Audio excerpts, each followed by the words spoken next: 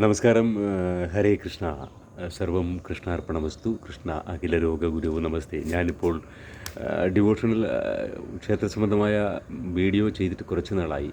ഞാൻ കഴിഞ്ഞ ആഴ്ച ഭഗവാന്റെ സവിധത്തിൽ പോകാൻ വീണ്ടും ഭാഗ്യം ലഭിച്ചു. കാരണം മഹാഭാഗ്യം തന്നെയാണ് ഭൂലോക വൈകുണ്ഠത്തിലെത്തുക എന്ന് പറഞ്ഞത്. ശരിക്കും ഞാനൊരു വളരെ പരമഭാഗ്യവാനാണ്. 2 വർഷമായി ഞാൻ ഗുരുവായൂരിനടി എറണാകുളം ജില്ലയിൽ താമസമായതുകൊണ്ട് എനിക്ക് ഏകദേശം ഒരു 1.5 മണിക്കൂർ 1.5 അവർ ധാരാളമാണ് ഭഗവാന്റെ അടുത്ത് പോകാൻ. കൂടി വന്നാൽ ഒരു 200-250 രൂപ. ബസ് ഫെയർ വരുമ്പോൾ ഒരു 150 വരും. ഇൻക്ലൂഡിങ് ചെറിയ എക്സ്പെൻസ് ചായപൊടി എല്ലാം കൂടെ ഉൾപ്പെടുത്തിയാൽ പോലും ഒരു 250 അതിനകത്ത് വെച്ച് ഭഗവാനെ പോയി കാണാൻ സാധിക്കും. തിരുവനന്തപുരം വർക്കല സ്വദേശിയാണ് ഞാൻ. അപ്പോൾ ഇപ്പോൾ 2 വർഷമായി ഞാൻ ജോലി സംബന്ധമായിട്ട് ഇവിടെയുണ്ട്. അപ്പോൾ ഭഗവാനെ പോയി കാണാൻ സാധിക്കുക എന്ന് പറഞ്ഞാൽ നിസ്സാര സംഭവമല്ല. ഭഗവാൻ ജനിച്ചത് മധുരയിലാണെങ്കിലും ശരിക്കും നമ്മൾ കേരളീയർ മഹാഭാഗ്യവാന്മാരാണ്. ഇന്നലെയും ഞാനൊരു കുഞ്ഞിൻ്റെ 4th സ്റ്റേജിൽ ക്യാൻസറായിരുന്ന ഒരു കുട്ടിക്ക് അത്ഭുതകരമായ മാറ്റം അവിടെ ഭജന വന്നതായി ഞാനൊരു അനുഭവം കേൾക്കാനിടയായി യൂട്യൂബിൽ തന്നെ. അപ്പോൾ there are so many things beyond our IQ power or beyond our human brain power or human intelligence power എന്ന് പറയാം. There are so many things beyond our imagination. ഒരുപാട് കാര്യങ്ങൾ നമ്മുടെ പിടിയിൽപ്പെടാത്തത് ഈ പ്രപഞ്ചത്തിലുണ്ട്. അതിലൊന്നെന്നല്ല, അതിൻ്റെ പരമമായ സത്യമാണ് ഈശ്വരൻ. പലരും പറയുന്നുണ്ട് പ്രകൃതിയാണ് ഈശ്വരൻ. ശരിയാണ്, പ്രകൃതിയിലൂടെ ഈശ്വരൻ നമ്മളെ സ്പർശിക്കുകയാണ്. ശരിക്കും ഗുരുവായൂരപ്പൻ എന്ന് പറഞ്ഞാൽ ശരിക്കും പ്രപഞ്ചം തന്നെയാണ്.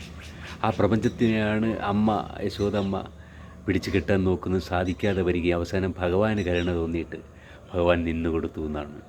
ശരിക്കും ഞാനിപ്പോൾ പറയാൻ വന്നത്, എൻ്റെ ഒരു സുഹൃത്തുമായി ഞാൻ കഴിഞ്ഞ ആഴ്ച ഞാൻ ഗുരുവായൂർ പോയിരുന്നു. അദ്ദേഹം ആരാണെന്ന് ഞാൻ പറയുന്നില്ല.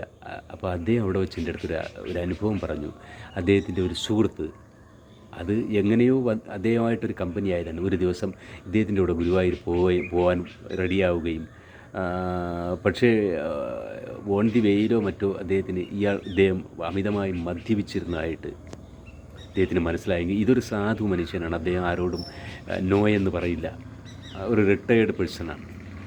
അപ്പോൾ അദ്ദേഹം പറഞ്ഞത്, ഗുരുവായൂർ ചെന്ന് ചുറ്റും വലം വച്ചിട്ട് ഭഗവാൻ കിഴക്കേ നടയുടെ മുൻപിൽ വന്ന് നിൽക്കുന്നു.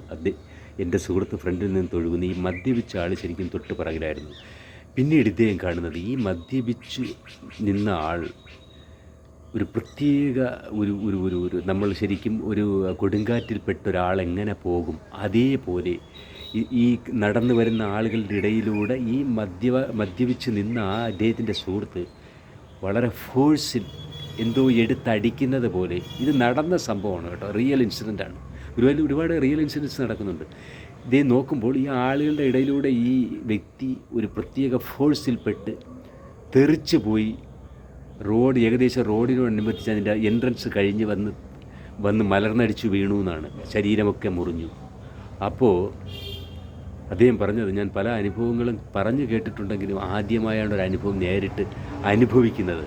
അപ്പോൾ അദ്ദേഹത്തിൽ നിന്ന് ഈ അനുഭവം ഞാനും കേൾക്കാനിടയായി. അപ്പോൾ ഭഗവാന്റെ ശക്തി അവിടെ എത്രത്തോളം ഉണ്ട് എന്ന് നമ്മൾ മനസ്സിലാക്കുക. ഗുരുവായൂരപ്പന് നരസിംഹഭാവമാണ് ഏറ്റവും കൂടുതൽ. അദ്ദേഹത്തിൻ്റെ അടുത്ത് നമ്മൾ പോകുമ്പോൾ വളരെ ശുദ്ധിയും വൃത്തിയും ഉണ്ടായിരിക്കണം. പിന്നെ ഞാൻ എപ്പോഴും പറയാറുള്ളത് പോലെ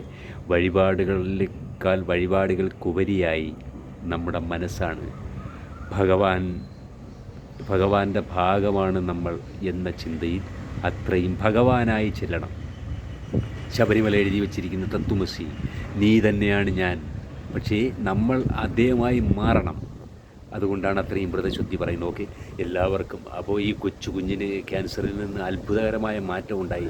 അപ്പോൾ ഞാൻ പറയുന്നത്, മനുഷ്യൻ പറയുന്നത് അവസാന വാക്കല്ല, അവസാന വാക്ക് ഈശ്വരൻ തന്നെയാണ്. ഗുരുവായൂരപ്പൻ സത്യം. ഗുരുവായൂരപ്പൻ എല്ലാവരെയും കാത്തുരക്ഷിക്കട്ടെ.